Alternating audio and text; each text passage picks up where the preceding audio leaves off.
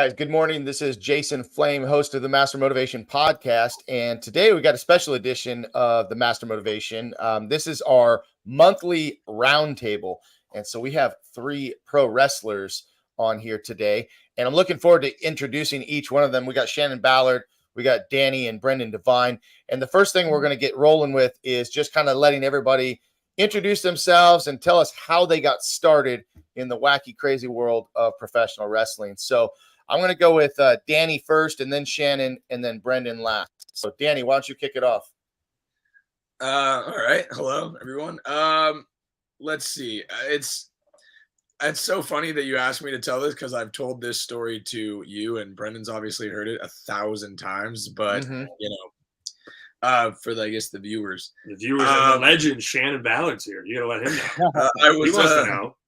I was, always a big fan of professional wrestling, and actually, a friend of mine, his younger brother, trained karate at your studio, Jason, and you had dipped your foot into professional wrestling, and he invited me to a show, an MPW show in Simi, and he was like, "Hey, we should go." And I went, all right, cool. Like, yeah, I love wrestling. Let's go. So I went to the show and I watched. And I remember watching, and I was very arrogant when I guess I'm still kind of, but I watched and I'm like, I could do this. I could do what these guys are doing. And I tweeted at who would eventually become my trainer, Seth Skyfire. And I was like, hey, do you guys need any more people for this wrestling show? Which is crazy to think about now. But I thought, oh yeah, let me in on this. And he was like, here's where my school is.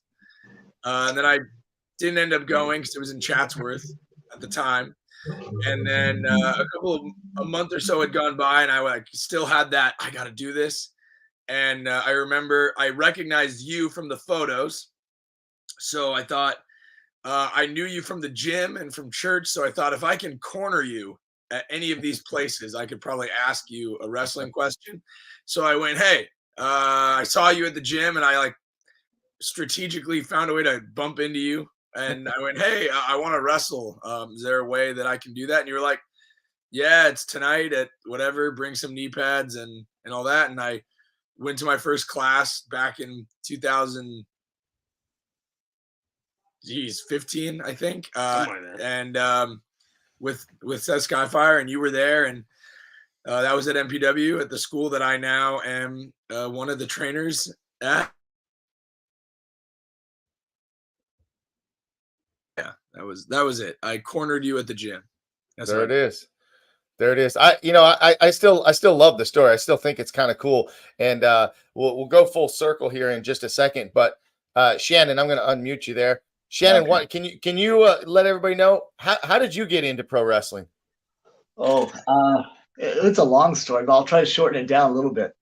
So you said we have about 30 minutes, right? I'll try to make it about 28.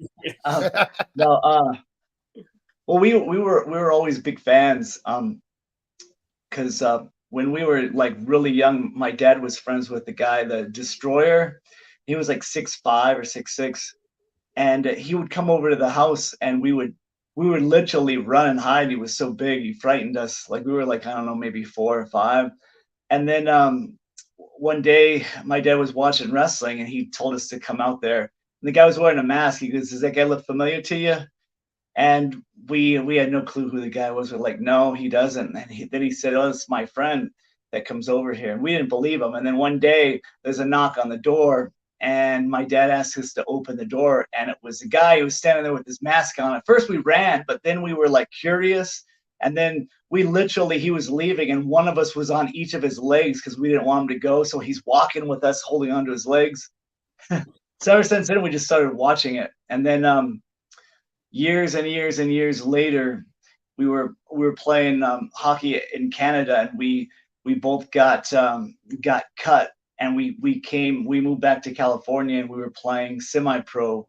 And we were tired of it. It was just we were 26, 27. We didn't figure we're not going to get picked up. So we stopped playing hockey. And then eventually our friend was watching not pay-per-view. What is it? Public access. It was AIWA. This was like 1998, and he told us to that we could probably do a better job than these guys were doing. So we actually called up the city and got a tryout. And the guy was Alex Knight. He liked us so much that he trained us for free, as long as we told him that we told the world that he trained us. So Alex Knight trained us. There you go. Still There you keeping go. the promise. Nice. Hey, real quick, you might recognize this name. We got Big Swag watching Yeah. here. Think you guys had a connection, right? He was our manager for quite some time. It's one thing I feel bad is we actually underutilized him when he actually had so much to offer. But it was a time when we were all trying to get TV contracts and So, but no, Big Swag was good for us. He generated a huge amount of heat. Great. Well, thanks for sharing that story, Brendan. So why don't we go into your starting pro wrestling? Sure. Mine's short. Mine's easy. Like Danny said, we were big fans growing up. We fought each other in the backyard and filmed it, and fought each other in the living room and didn't film it because we didn't want our parents to find out. But we did that forever and ever and ever. And then, Danny had started in 2000. You said 15. Something like 16, that. 15, I don't remember. So he had already had been wrestling for a little bit, not a lot, not really going places or anything, just kind of centrally where he was trained, which was MPW. And him and his best friend at the school, Daniel Moon, who's someone who we grew up with and broke into with, would always hound me. And they're like, you got to start going. But I was really, I was not as athletically gifted as Danny was, and I was really, really skinny when I started training. I think in 2017, which 2016 when I started training, I was 22, and I think I weighed 140 pounds. So I was like, I can't really be a wrestler because I'm too skinny. I'm too small. I'm too all these things. And and then I started working out with you and Danny, and that's when it was. And that's where I kind of developed that passion for that. And then over the years, I just trained and I really understood the acting part, I guess. And so then I just wrestled at MPW for a couple years until promoters in the local area were like, hey, who are these brothers? Because automatically, I'm sure Shannon can attest to this. Promoters are like, "Are brothers? They're a tag team. All right, we'll come in. You'll do all this stuff for us because it's an easy selling point. The brother, they say that you've been together for years and that your parents died and now you could be these up and coming things." So and then I've just been doing it ever since. To most people who have been wrestling a long time, I'm still in my infancy. This is my 7th year, I think, wrestling. This is my going into 7, so still got a ways to go, or hopefully it goes. But it's same thing. Started at MPW, just trained there, worked there, and here we are now. And here we are now, famous. I'm a Master Motivation podcast. Right? You've made it now. You have made it. I always love to tell this story, especially because Danny has a story that kind of includes me or involves me in how he got started, although he's come such a long way, since then and accomplished way more than I ever had or ever will. But, also got Shannon Ballard on here and Big Swag, if he's still watching. There's kind of a tie-in here, and I tell the story of how I got involved in wrestling. I wanted, when I was, I had brothers just like you guys. We all wrestled. We did karate.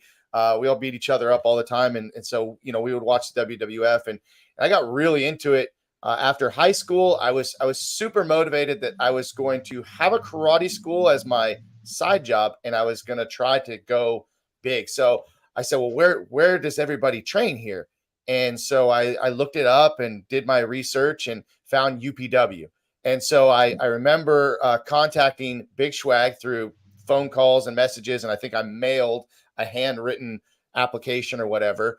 And he called me back and invited me down to UPW. And I remember walking into the school, and Shannon, I don't remember, but it was either you or your brother or both of you at the same time were teaching class, and someone asked me, hey, you going to jump in? And I just clammed up, totally was nope, I'm just here to watch, And so, flash forward all these years later, at 38 years old, I was introduced because I was promoting my martial arts school to Paul or Logan X, and invites us down to promote our karate school. And that's how I got involved in actually doing any pro wrestling at Bump U originally. And then we helped create Millennium Wrestling Academy. So it's kind of nice that all this ties together here today. So kind of fun for me just to go down that memory lane. Now, I want to let everybody kind of share, what's your favorite story, favorite memory of being a pro wrestler? Brendan, why don't you start? What an impossible question. Favorite memory. That is an impossible question. So I guess, like, do I go off of more of a crazy story, or like, well, what's going to get the viewers? What's going to get? Okay, Sunk in. I'll tell my this is a very recent story, and it's not like my favorite story, but it's like one of our craziest stories, and it's very recent. Are you going to tell the same one I'm going to tell? Are you going to tell the story? You go ahead. It happened more to you, so if you want to tell the story. So Danny and I are currently the tag team champions of a promotion in the Antelope Valley called New Tradition Lucha Libre, NTLL. We got brought in late last year, and then we've been on like 3 shows, and the promoter loved us and loved what we did, and immediately was like, "You guys are going to be the champs. It's going to be great." And so at New Tradition Lucha Libre, there's a lot of luchadors that wrestle there, and we were wrestling with this team of guys who we had wrestled before, but there's a bit of a language barrier there. So in wrestling, it's a hard time when you have to wrestle people who don't speak English. So we're wrestling these guys, and we had beaten them for the championships. And so it wasn't like we were strangers. We had met before and we had wrestled before. But there was some kind of a miscommunication on like exactly what we were going to do at the beginning and things like that. And one of them swang the title belt at Danny, like swang at him for real, and hit him in the face with this like metal heavy leather belt. And so immediately, Danny and I, we're brothers, and we look out for each other. I immediately turn into a rage monster, and I start yelling at them, going like, "All right, like now I'm going to kill the both of you. I hope it was worth it." And eventually, I went to Danny and I said, "Hey, I'm gonna fight these guys, and I'm gonna destroy them right now." He's like, "No. Let's be professional. Let's do our thing. Show them that why we're the champs, all these things." And so and then they came back and they apologized to us and they figured it out and everything. But it was like, and in a weird way, actually, the audience at the show like got behind us. Like we were, normally, we go behind the curtain on things like this, but we're, Danny and I are normally the bad guys. People don't like us. But then after that happened, the last show we did is people were over the moon for us because we like this side of realism came into it and this like intensity, and they saw like this, us looking out for each other, I guess, and that worked out. And so now we've dramatically changed. But that's a crazy story that happened to us that I always tell people about. Like, they're like, "Oh, like, is wrestling fake?" And I go, "No, sometimes, not always." Yeah. Never really, but like sometimes it's realer than you might think. I remember you telling me that story as we got a workout in together not too long ago. So you were just telling me about this story. Hey Shannon, I know you got some crazy stories. Let's narrow it. Let's narrow it down. I mean, you told me one story, that one crazy story about the trip to Mexico and the whole like getting stopped in your car. Like that was crazy. But I don't know if you want to tell that one or you want to tell a different one this time. I'll say like it.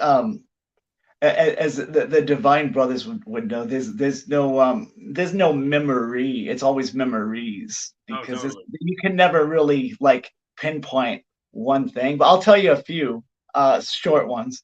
Flashback to 1983.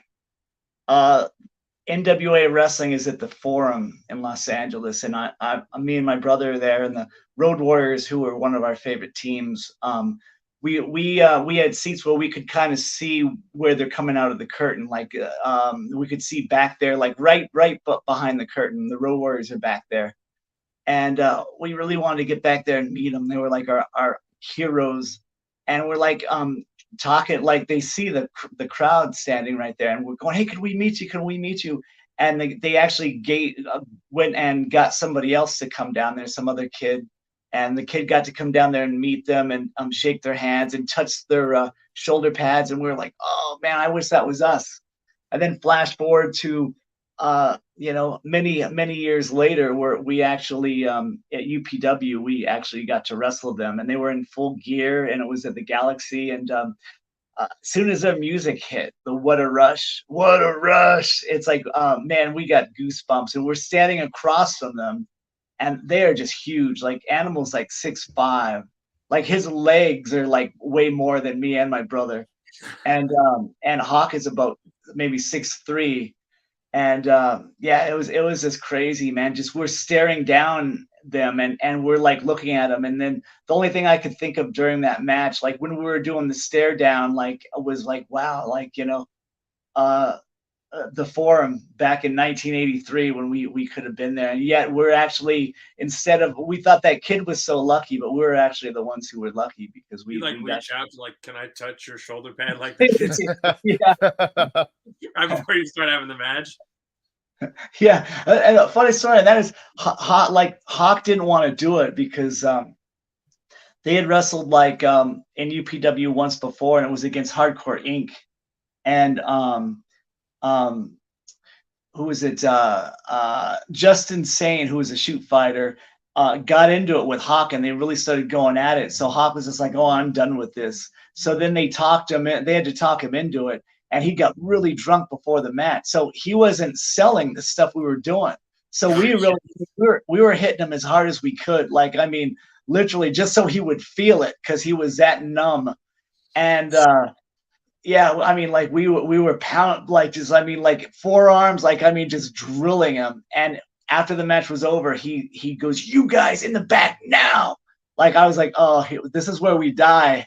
And he came back, and he was just like, "Hey man," he goes, "it took a lot of nerve to do what you guys did." He goes, "That's on me." He goes, I respect you guys." Like, he shook our hand, and then he actually started getting us bookings against them, like all over the place. Like, we wrestled them in it was like a baseball diamond for some pay-per-view, and it was like so we won his respect by had we been like light with him and just not done it, like he would have not respected us, but we let him have it. I mean, I tell you, we hit him with everything that we could. And he was probably barely feeling that, but I mean, yeah, that's such a pro wrestling story of like, yeah, we had to fight our heroes, and it like turned into this like mess, and we had to like, and then like we beat him up for real, and he was like, hell yeah, I love that kind of, and then you get all over the place.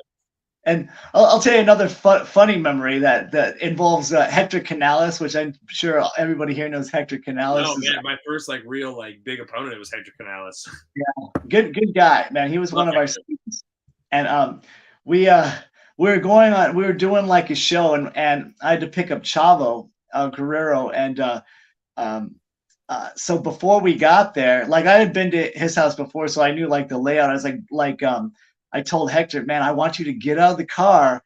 And after we picked up Chavo, because Chavo had no idea who he was at this point. He had never seen him before or met him. And I told him to pretend he was like a worker, and I was going to pick him up. So we pick up Chavo. I'm like, "Hey, how you doing?" He's like, "Oh, I thought there was more of us." And I'm like, no, this is it. So we're talking, and we're driving, and Hector did such a good job. He had like a hoodie on. I passed him. I missed him. I thought, so I had to back up. And Chavo was like, "What are you doing?" And I'm like, "Oh, hey, I'm just going to mess with this guy right here." He's like, no, man, that's how people die, man. Stop. So I back up the car, and I'm like, "Oh, senor, trabajo." And he's going, sí. And he told me like in Spanish, like I asked him what he did, and he's like, pintar. So I was like, "Yes, sí, come on." And Chavo's like, "Don't let him in the car." And I'm like, no, come on in. And we're both battling. Chavo's hitting the door lock on his side, and I'm hitting the one on mine. So it's going lock, unlock. And finally it gets to where Hector opens the door. He's sitting in the back with Chavo. And Chavo's like, "Oh, this is like, and Hector sits in the car, and we take off. And Chavo's red-faced in the back. I could see him in the mirror. We're driving. And I told Chavo, I go, "Man, he's a worker." And he goes, "I know." Like, he thought worker meaning like that he worked, And then finally Hector goes, "Hey man, I'm Hector." And then him and Chavo became friends after that. But Chama thought we were gonna all die that night because I picked up Hector from the street. I love that. It's kind of, we don't do ribs like that anymore, man. Like everyone is too like. He was actually Hector was actually standing on the bus stop, so it looked pretty legit because Sure. But like I'd say he had to have been wearing like a sweater or something because you see Hector, you go, oh, that guy's definitely a wrestler. He had the hoodie over his head. I mean, he looked really good.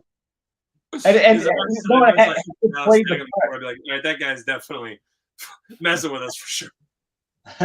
Nice. That's a good one. That's a good one. Danny, any stories to add? Any recent ones? Any old stories? Yeah, how do I top working the Road Warriors? Beating up one of the Road Warriors. Being Danny Doo-Wop. No, we don't talk about that. Let's see. Happen, one time, I guess the most one of the coolest, but also like one of the worst things is like coincide with each other. So at MPW, we used to do those big Boys and Girls Club shows. Mm-hmm. Fun fact: we were trying to get Divines versus the Ballards at one of those years and years ago. It just never worked out. Anyway, it could still happen. Yeah, it could still happen. Anytime you call me and we'll make it happen. I got a building. So we were having a 6-man like steel cage match, and it was like Logan used to bring in all these like WWE or former WWE talents. And at the time, one of the people training at our school that we were working out with was he was Judas Draven then. He's actually Luchasaurus on AEW now. But he was on the show, and him and I had just done a couple of matches.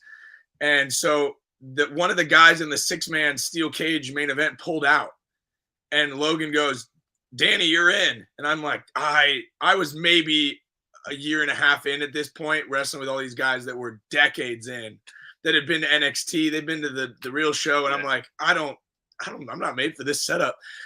So I go in there, and I'm on a team with Seth Skyfire, who trained me, and then Ryan Nemeth, who's on AEW right now, and the three of us are a team versus Judas and then 2 other guys.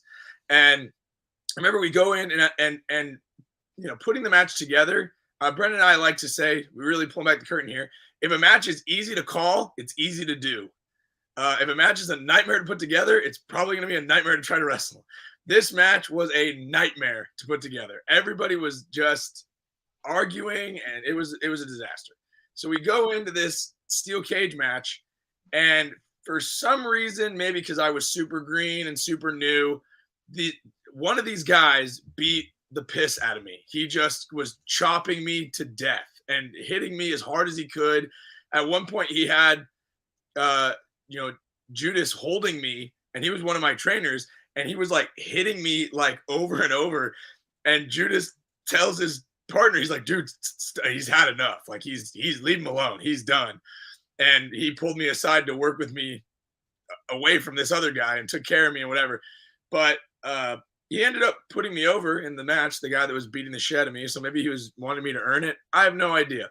But it was like my first steel cage match, the only time I've ever been in a steel cage, but this guy beat the shit out of me. And I was like, is this pro wrestling? Did I do something wrong?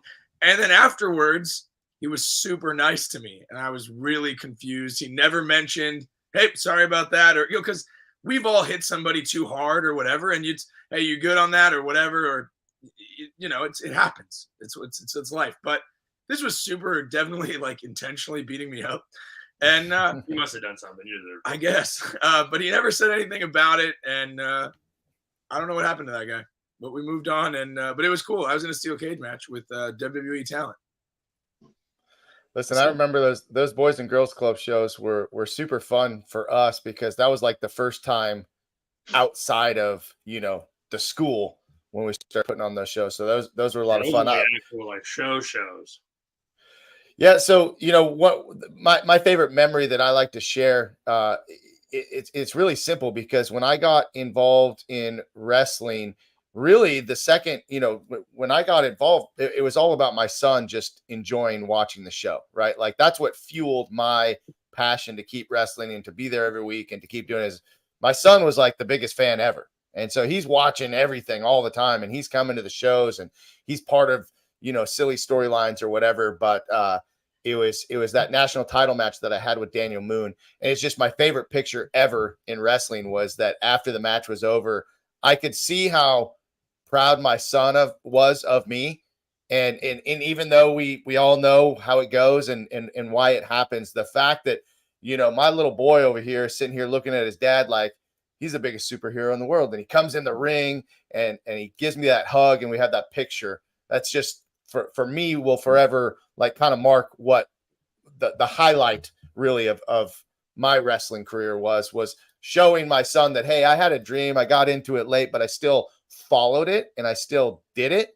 And look at what I could accomplish. And I hope that that's been an example for him that as he dreams big and looks at things that are probably thought by many to be impossible or just way too far out there, that instead of shying away from it like I did the first time, he steps into it and faces it and goes after it. So for me, that would be my favorite memory to share. Now let's talk about challenges, because everybody has challenges in life, but let's talk specifically about challenges in professional wrestling. It's a wacky, crazy world. And I'd love to know, Danny, from you, what has been your biggest challenge as a wrestler or as a trainer, right? Because there's both sides of that for you, but what is your biggest challenge and how did you overcome it? Biggest challenge. I would say I think the biggest challenge in wrestling is dealing with the like wrestling has like extreme highs and extreme lows. And I think that it's having to cope with those extreme lows that you might feel. And like, because I see a lot of like when people are starting out and like training, people get very impatient. I think impatience is the worst thing that can happen to a student when they're training, is like they want to do what they see on television. They want to be able to just do things that immediately that they see, and they realize, because you think you can do it, right? When you get into the ring, you're like, I can do a whatever move I've seen. And then you realize just how complex and complicated it is to do what we do in the ring. That every move is so intricate. And I think the challenge is for teaching, it's trying to help people to realize that it's not a race and it's not going to happen overnight, and they got to be patient with it. And then as a wrestler, I think it's just dealing with the moments of being down. I think the lowest point I ever had is when I tore my knee and I'm sitting on the sidelines, and I was still heavily involved in the show because I was like writing the show, but like I couldn't do anything. And it was very challenging. And my injury was I couldn't even straighten my leg. So I was just stuck with my leg bent on crutches for 10 months. So it was really, really tough. But how you overcome it is I was just telling, we have a little group chat online actually of like with several wrestlers from the area and a lot of like new guys. We made a group chat to just like share matches and or things that we've learned along the way. And I put a post in there the other day of like, hey guys, when you feel down or when the lows come or when you're injured or whatever, you say you go to a show and you're hoping to get booked and you didn't, so you end up just sitting there doing ring jackets or something. Try to remember that at the end of the day, we're all doing this. Every single person here even on this little video said that they were big fans, and that's how they first started. So all of us at the end of the day are fans. So anytime we got to do anything in wrestling, we're already achieving a dream.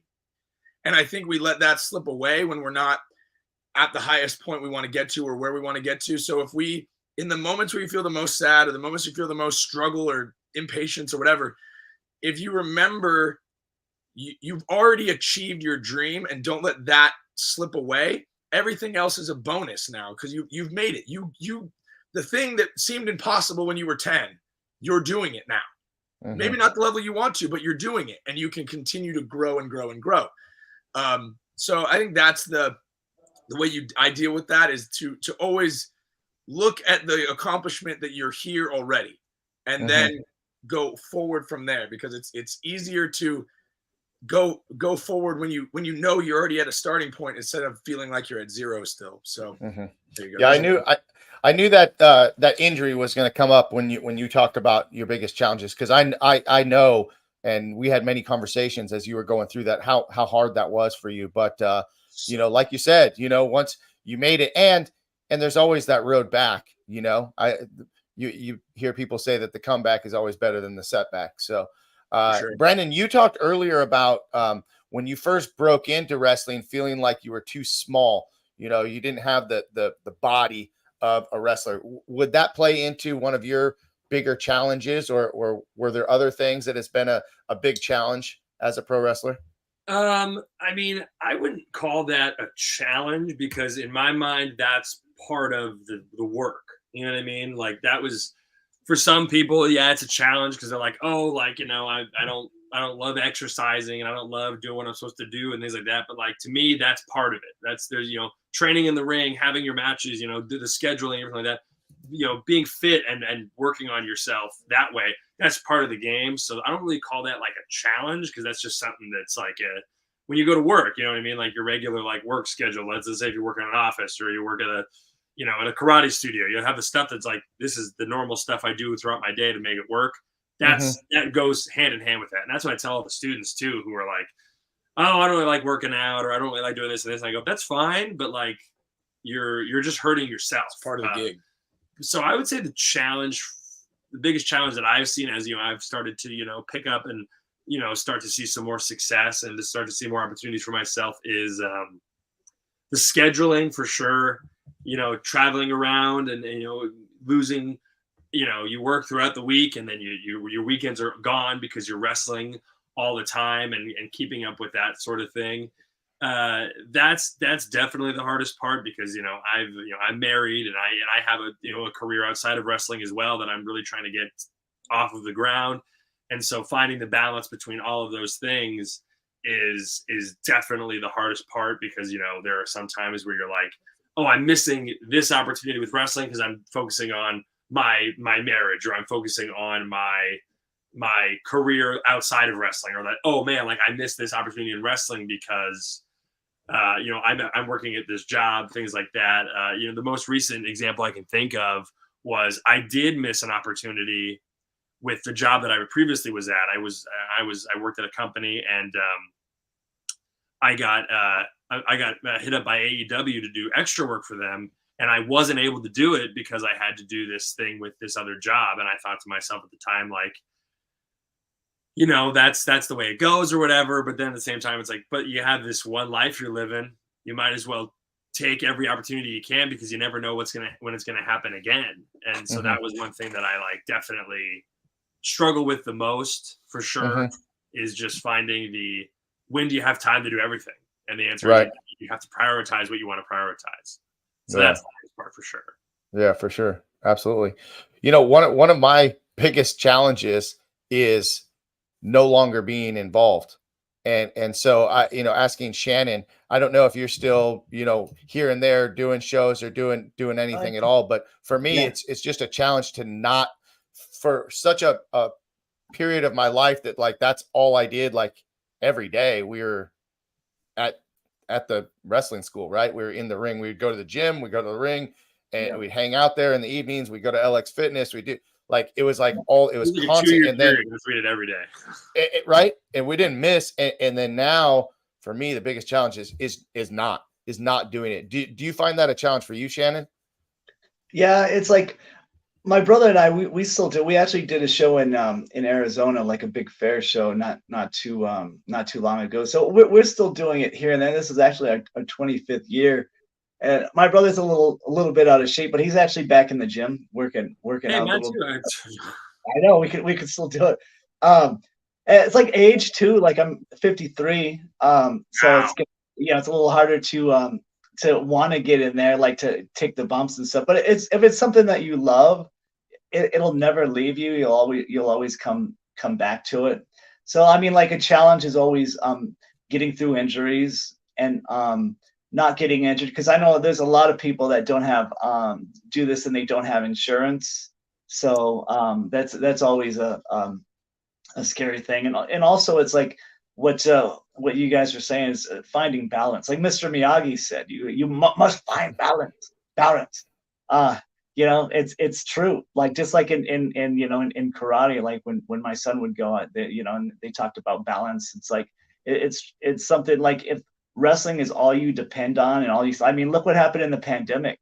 I mean, people are going online like wrestlers wanting to kill themselves because they've got nothing to do. They didn't, and it's good that they didn't. But it's like they're saying things like, oh, my life is miserable without this. I don't know why I go on. It's like, so yeah, you got to find balance. Like wrestling can't be your only thing. Even if you're in WWE or whatever, you have to have life around wrestling. Wrestling is what it is. It's a creative outlet. Right now, like my brother and I are doing music to to fill in the gap because we don't have wrestling as much, but we do. We were talking about it. We want to get back more regular in doing it, that sort of thing. See if I could even remember how to run out the ropes again. We'll have to go to class. You guys will have to show us. You take the right arm, right? The right side. Is that what you do? and an arm drag is called a suplex, right? hey, that's actually depends on where you are. Suplex is everything. A funny story was like in lucha, a suplex is a arm drag on the right side, and on the wrong side. Yeah, we first started wrestling. Like Shane and I actually we weren't a team until like a year and a half in. Like I was a heel and he was a baby face, and we always wrestled like I wore a mask. But I remember one match I was wrestling this guy. He didn't speak any English at all, and he whipped me off the ropes and called a suplex. And as I'm running, I'm going, I was really interested. I'm like, how is he going to suplex me while I'm running? Like, so I'm like, going, I can't wait to see this. And then it was completely botched because I went with it after he went for it. I was like, oh, okay. But it didn't look very good. But I was like, oh, that must be what he meant by a suplex. I don't know. But so, I love it. Yeah. Yeah. Challenging would be just finding balance in your life, like not depending on wrestling for all of your happiness, because what is given can also be taken away. Absolutely. Yeah. It's so funny that you mentioned that shooting somebody off and not knowing what's going to happen, because Brendan and I do that all the time in class to people, because we do a drill that it's like reading on the run, because you can tell if someone's going to drop down, leapfrog, duck, whatever. You should be able to tell when you're running. Over time. So what Brendan and I will do is we'll grab guys on the ropes and we'll just say like blah, blah, blah, in their ear and shoot them. And they're like, what the hell does that even mean? And we're standing there like ready to do something and they have no idea what happened. It's my favorite thing to do. When my brother and I will wrestle someone, we could tell they're really nervous to wrestle us for some reason. So we'll go to whip them off the ropes. I'll just go, I'm sorry, as I whip them. Or this is going to hurt. Or brace yourself. Yes, it'll just be something simple like a clothesline, but they all, it's just to get those jittery nerves out because they don't know what's coming at them, and they look so scared when they're coming off the ropes. But then after a while, they get the sense of humor and they're like, okay, I got it. That's my favorite thing to do is just chatting with people and like making them, because like I definitely get that nowadays more, because I never really had a problem with ever being super duper nervous. I just don't really like, not saying that like, oh, like I'm not scared or anything, because like I get like jitters like every time now, but like superstar. It's just something that never has really, because if I'm nervous, I'm not having fun normally. I'm worried about whatever. Well, that's you, Brendan. That you are always wanting to have fun, like in the locker room, in the gym. Like if it's not fun, you're like, this is stupid. Wrestling is so hard, and people don't get it. They're like, I want to be a wrestler. It's like it is so hard to have your matches, to work out, to drive around all the time. It took us 4 hours straight in full traffic to drive to San Diego for a 8-minute match last week, and your knees and your back are just toast. You know what I'm saying? Like it's so hard. Then like people are like, I also am going to be miserable while I'm here. I'm like, that just doesn't make any sense to me, because it's like everything you do is miserable, so you might as well try to have fun while you're doing it. I will say that's the truth. The best part about, and I'm sure that the Shannon can attest, is when you're in a brother team, you always have somebody to ride with, which is so wonderful. Like It's so much better. You're never sitting in the car just miserable alone. Yeah. Or with like some other jamoke needed a ride that you're like, all right, I'll take you. So it's like we always are like, oh, we're booked, so Brendan and I are going together. So I don't care what anyone else is doing. Brendan and I have each other. We have what we talk about, our jokes that we make on the road and things. And what we've been doing too to people is in the car or right before we go out. That's my favorite time to do it. We'll act like we're getting in a real fight with each other. Like we're just arguing, like you son of a bitch, like blah blah blah.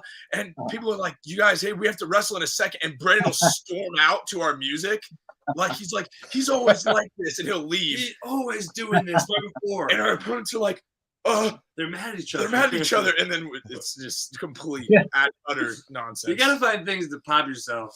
Nice. You've been doing it, you have the same kind of. Once you kind of get the rhythm of what you do and like the stuff that the other person's doing, you figure it out. You got to do stuff to make yourself entertained.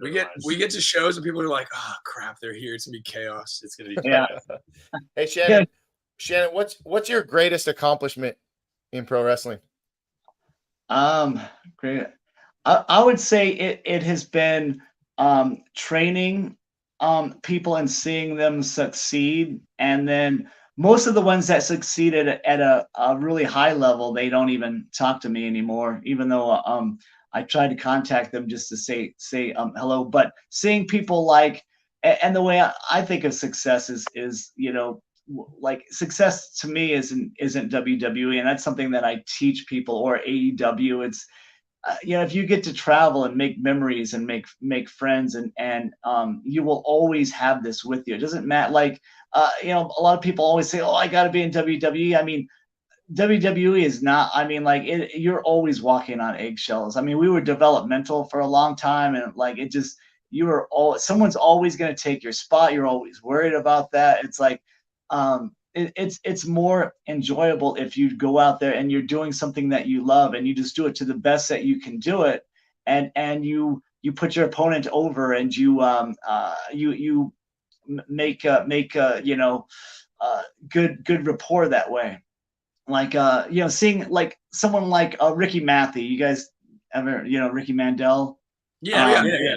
He he'll call me up and ask for like girl advice because I was like his trainer. Like I mean, things like that. That's my biggest accomplishment is seeing these people and actually not like I didn't train these kids to be wrestlers. I help them in life. Like I help them like that's something that a lot of times I'll always say, "Oh, I use these lessons now. I'm teaching people and I'm using your." So that would be like my biggest accomplishment. Like anything like getting a championship or anything like that, that's all, determined by somebody else. Right. But what you do and the impact that you leave. I mean, there are a lot of people that we made an impact on that no one ever even knows about because they never say anything, but they all know who they are. Like I would say probably like, I don't want to name out any names, but it would be like, let's see, Young B. No, that's too obvious. Y Bucks. Okay. We did a lot for those guys, and they literally they won't even return text messages anymore. Like, I have no idea why. I mean, and it's just like, hey, how you guys doing? I guess people think that once they make it, they think everybody wants to ride their coattails, and they expect that. But I've never been that way. I've never ever asked anybody, hey, can you do this for me because I did that for you. So that's something that I wish in wrestling that would change a little bit, is that when people do make that step up a little higher, that they reach their hand down and remember the person that actually gave them their back to step on so they can get to that step. Yeah, I think that's pretty humble of you to not mention all the names, because you have you guys have had your hands in quite a few people's training. So, but just I love that too, and I'll throw my greatest accomplishment to ride off of that a little bit, is that my whatever titles, matches, all that stuff. Two things for me, greatest accomplishment. Number one, my relationship with Danny and Brendan. That's one of the greatest things for me that came out of wrestling. But creating, Danny and I really created Millennium Wrestling Academy. My wife reminded me the other day that she was the one that created the logo. I was like, what? I don't even really remember how we came up with that logo, but she made it on her phone. And so then we, we had the shirts, and then we had the team, that first beginners program. And I love that I was a part of that. And now watching, Danny take that to, he's got a ton of students that he's already brought up, and he has that relationship with many of them. I mean, Dustin for sure, right? Like, I know that Dustin probably asks you for advice in life and outside of wrestling. I think it's so much bigger than just the wrestling. So, Brendan, what would you say is your biggest accomplishment? I guess I can do it on like both fronts. Because it's when it comes to like, I won this championship or whatever, it's more of like, for me, when I got into wrestling and I started picking things up, it was really more about like, I always was like, I just want to be good at this. I just want to be like, whenever I'm done, I want people to go like, oh, like, yeah, I knew about Brendan Divine. Like, he was good. And so, like, I want to say, like, one of my proudest accomplishments was I do a show out in Irvine that Paul London's really involved with. And I had this match that was, like, so simple and so nothing, in my opinion. It was like, it was just easy. It was just funny. It was just goofy. And I went in the back, and Paul grabbed me, and he goes, hey, man, like, you get it. Like, you're really, really good. Like, you understand what it is that we're trying to do on these shows. And I was like, wow, like, this is a guy I grew up watching. This is a guy who, has been to these places and has seen the best of the best. And he's telling me that he thinks that I get it. And like that made me feel more accomplished than ever winning a title or ever being in a main event anywhere or anything like that. Like, I was like, okay, and this was like some small back alley show like in Irvine. But it made me feel like amazing. And then just the MPW shows that we run, that's seeing what we've been able to make there. Because, do we run the biggest show in the area? No. But like, what we've created is a place where wrestlers want to be.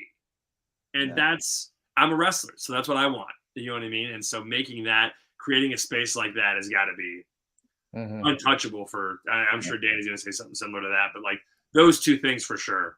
Yeah. Danny, go ahead. Yeah, the biggest accomplishment without question is what we've created at MPW, and not just us, like the whole crew. You from you to Paul to Ray Rosas to Coach Steve to everybody. Like, it just, from where we began, like I said, where we first met Shannon in that tiny little building in Moore Park to now the facility that we have in Chatsworth, and like Brendan and I are writing the show right now and helping to put it, but exactly what you just said.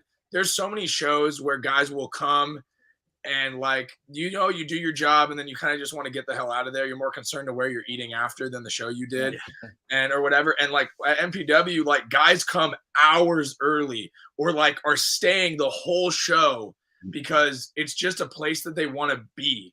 Like, the fans hang out after the bell because they want to talk to the wrestlers and the wrestlers want to talk to them. It's just, it's a environment that I always wanted. Like, there's no toxicity of like, no one's trying to take anybody's spot. Nobody's trying to, at least not to my knowledge, but like, it's just a really nice spot. And like, to be able to say, I run 53 shows every single year. Every single Friday night, whether I'm there or not, like a show happens, and the audience is invested, and like on a business side of things, to know that we've made the company, like most wrestling companies are in the red a lot more than they're in the black, and ours is doing well. Like, it's not, no one's suffering. It's running itself. That's definitely my biggest accomplishment as far as that part goes. But I guess as a wrestler, it's titles or whatever. Anybody can be a champion if you go on Instagram and message somebody. How much I like you in real life. You can for the low price of whatever, $200 and the right Instagram account, you can be the MPW champion. But my greatest accomplishment is it just happened. I was reminded of it more recently. When you wrestle guys that have done kind of bigger things, and we've been able to wrestle guys that have done like New Japan, WWE, whatever. And like these guys, when they come to the indies, they're not just going to wrestle anybody that because they want to make sure that they stay healthy, that they stay whatever. And the fact that a lot of the times guys will say, oh, I'll work the Divines or I'll wrestle the Divines, no problem, because they know that we're going to take care of them, that we're going to give them the best match that we can, that it's going to be a nice, easy night for them or a really fun night for them. That to me is the biggest compliment that I could ever get, is that if somebody goes, they get a list of people that they want, that they have, who do you want to wrestle? And if they're going, I pick the Divines, that's the best compliment for me, because it means that you trust me with your body, you trust me with your body of work and your health, and like I take that very seriously, because I know what it's like to not be taken care of in the ring, and I know what it's like to be taken care of by someone, and like so that's gonna always be my biggest accomplishment, to be that I'm somebody that people trust to take care of them. Sweet.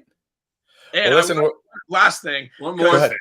Shannon was talking about like that legacy thing and wanting his hand. I just want you to know as well, we have plenty of things that happen at the academy that guys like Jose or Bulletproof or Auntie Heidi or whatever will go, oh, the Shannon Ballard thing, and he'll pitch a drill or whatever that we're doing, and it's known as the Shannon Ballard drill.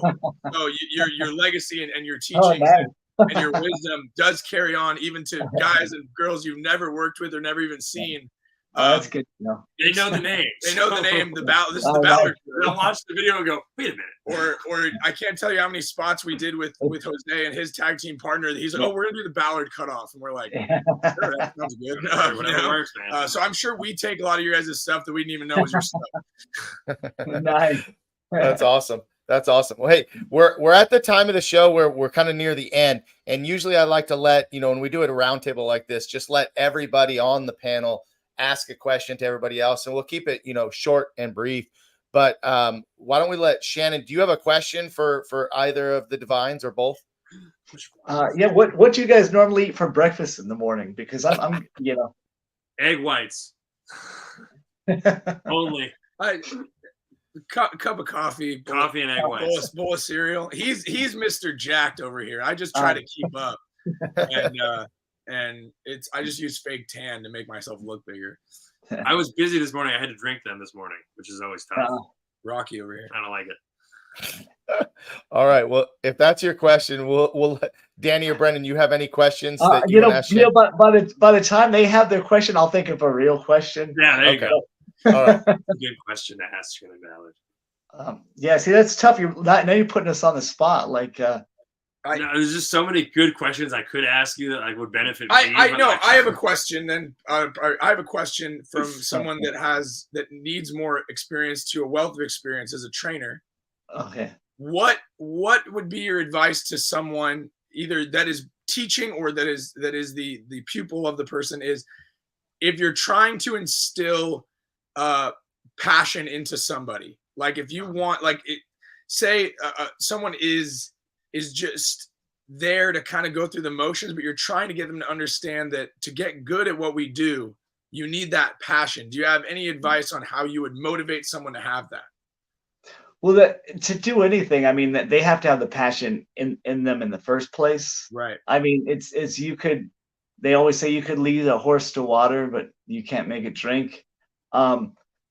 So if they're enjoying themselves, if they're having fun, usually when you have fun, it doesn't seem like work. And an analogy that I use to a lot of my students is you take a big band who's playing arenas and someone like I don't know, like a U2 or so, someone who's who's made it, and then you take like an indie band who's playing just at the local bar or whatnot. So when you see the indie band there, let's just say that the guitar player keeps messing up the songs and he's flubbing, he's sweating, he's all nervous, and all his friends are there.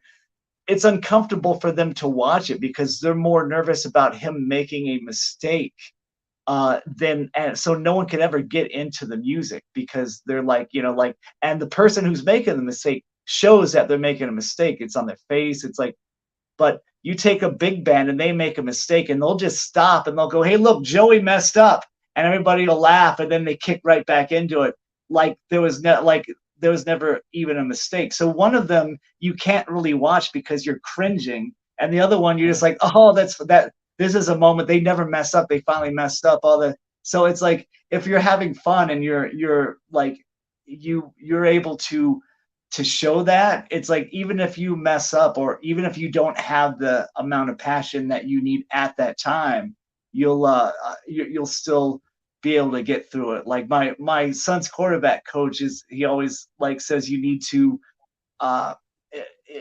be a leader. Like even if you don't have that in you, you need to fake it. And if people will follow you, if you could get people to follow you, even if you're faking, if you could get them to follow you, that's the beginning signs of a good leader. So I would say just instill the passion, like, make sure that that they're having fun and that they're enjoying what they're doing, because nobody wants to do anything they don't enjoy. But if they're there for the wrong reasons, like teaching at UPW, we would have people that would just show up and they thought that because they showed up that they'd be in WWE in 2 weeks because they were big and jacked and they didn't think they have to do any of the drills or whatnot. And then they would end up quitting because they never really had the passion. They just wanted to do it for the money. Right. But the people that stuck with it have the passion. When you have the passion, if you extend a hand to them, like, I mean, everything, like when you're calling a match, everything is it's like climbing a ladder. There's always steps to everything. And, you always start out at the bottom. And sometimes the rung between ladders might be too high for someone to reach. So if you have somebody there like yourself who's able to reach a hand down and pull them up so they could reach that next rung, sometimes that's all they need. Yeah. Awesome. Thank you very much. That's great. tremendous advice. All right. Well, Shannon, did you come up with a question as you were talking? No, I was too busy thinking of an answer to that one. And trying not to be too long-winded. Right. Well, okay, I got a question. Where do you guys want to go from here? What are your goals? Because it's like something like in wrestling, in life, and anything, everybody needs to have goals. It's like I'll give you guys another. I use a lot of analogies, but there's another analogy. This is something that you guys could use on your students, so you could take. I'm giving you this. You could take it. Yeah. There's a thing. It's called the row the boat analogy, and it was created by the football coach at Minnesota. After his daughter had died, he needed something to create passion. He just didn't want to coach. He didn't want to do anything. So he created this mantra. It was row the boat. So you have three items in this. You've got the boat, and you've got the oars, and you've got the compass. So the boat is yourself.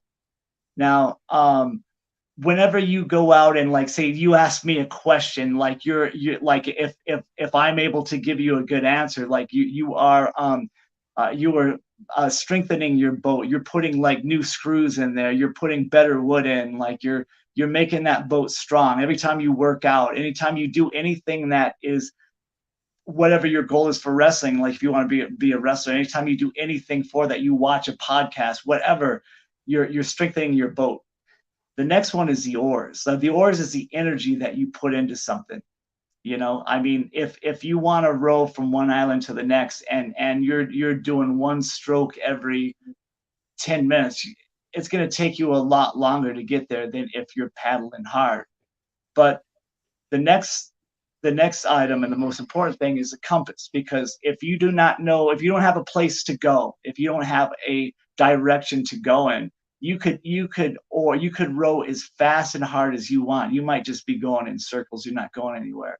So with the compass, you set your direction, you pick the place you want to go, and then you put all the energy that you have into it. At the same time, you're studying on the subject and whatever it is that you can do to get there.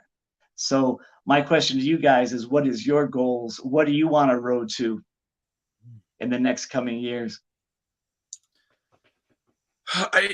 I think for me it's a little. It sounds simple, I guess, because it's not. I mean, if if the right opportunity, I guess, came knocking with AEW or WWE or whatever, sure, I'd definitely jump on that train. But I think for me, my goal in wrestling is to be somebody that I didn't have when I started is always going to be my goal, and to always be a better version of that for somebody else. So, and to be the best version of that, I need to go keep gaining experience and knowledge so that I can be a better person for who's behind me, as you're saying, because I think that when I first started, I had a lot of guys that were giving me advice or were my veterans or whatever you want to call it. And they weren't, my best interest wasn't really on their mind. They didn't really care.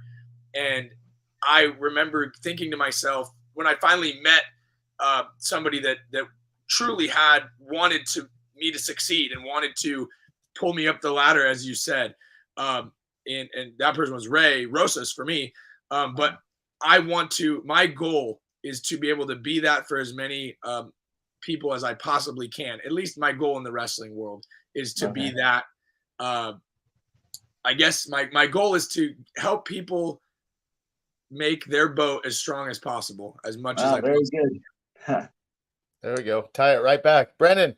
Yeah, when it comes to goals, I don't really have the most glamorous answer either, because like I had said before, when it comes to like scheduling and things like that, is you have to have all these outlets. And with me in wrestling, since I started, my goal always was just keep saying yes, say yes to whatever comes your way, grab onto every opportunity that you can.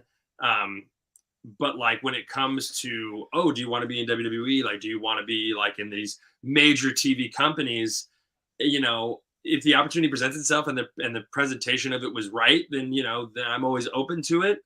But it's also not something I'm betting my whole life on, if that makes sense. So when it's an easy thing to say, my goal is to be in WWE. I want to main event WrestleMania, but I don't really know if that is my goal per se. I've hit a lot of goals through just my method of yes, I'll do it. Yes, I'll take that chance, or yes, I'll do this opportunity. Is wrestling in different states, doing being on a television show, all those different things. But my goal, I guess, when it comes to wrestling is to really always be ready. If that's a weird goal to say, is when those opportunities come, is my goal is just to, when it comes and I say yes, I know I can deliver. And I'm getting to the stage now where like these opportunities are coming up, and every single time that I've had an opportunity to succeed, I think that I have, and I think that I've knocked it out of the park. And it's because I have that mindset of I'm always ready. I'm always prepared for that next step. So my goal really is just always just keep saying yes until it doesn't make sense to say yes anymore. Right. Well, one thing you guys both said. Now this is me talking to you as an older veteran giving advice. You guys both said the same thing, and this is something that I would like say this mindset would need to change with you guys, as you both told me, if the opportunity ever comes. You both said those exact words. Opportunity never just comes. Right. Opportunity you have to go out and get. You have to take it. But by always being ready, the opportunity will come to you. But never just wait for an opportunity. I mean, if it's something that, even if it's a 5%, you have to go make it happen. You can't just I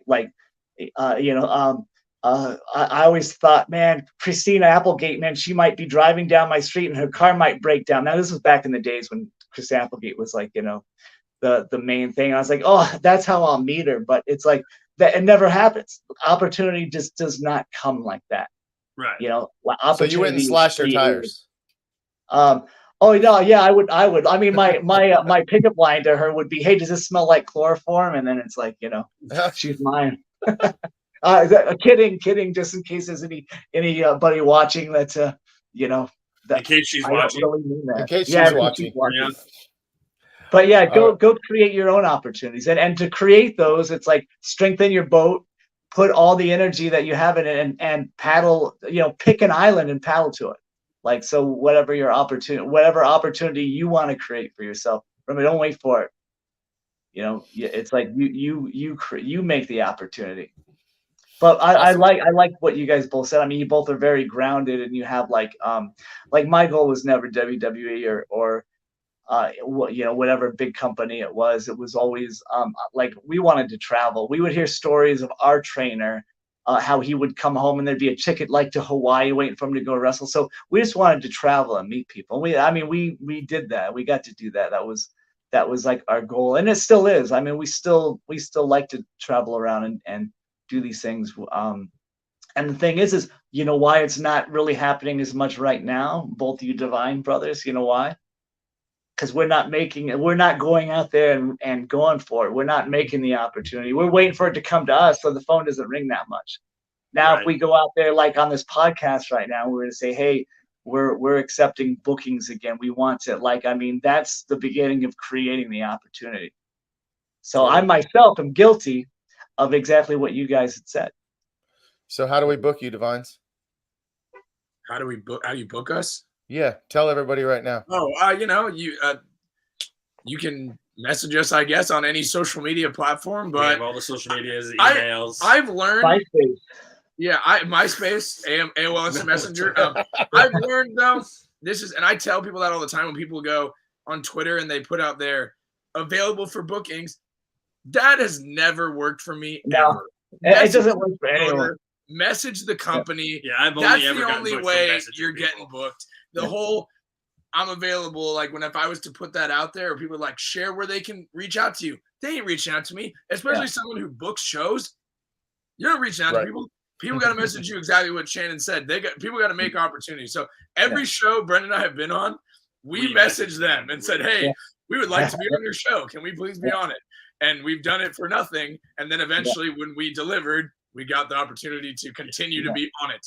But it's never, ever just been like someone's ever been, oh, my God, the Divines. I have to message them and book them immediately. You know what? It's the same with the Ballards, too. If I put that out there, like nobody would call us. Somebody would call us and say, hey, I might have something in a couple months. Would you guys be interested? And be like, yeah. And then we never hear from them again. That's never. You want to be in a 5-way tag match in 6 months? You're like, yeah, right. Great. Yeah.